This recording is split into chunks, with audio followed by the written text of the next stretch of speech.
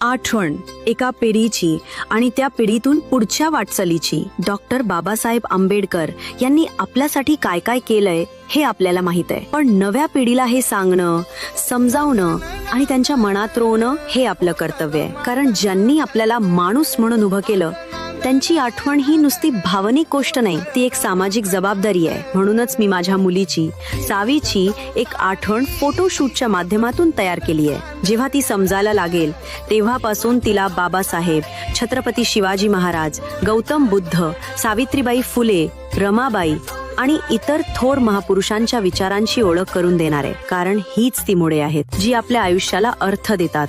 आपणच जर पुढच्या पिढीला हे विचार दिले तर बाबासाहेब फक्त पुस्तकात नाही तर आपल्या प्रत्येक कृतीत दिसतील. त्यांच्या विचारात आपले विचार उमटतील. जय भीम, नमो बुद्धाय.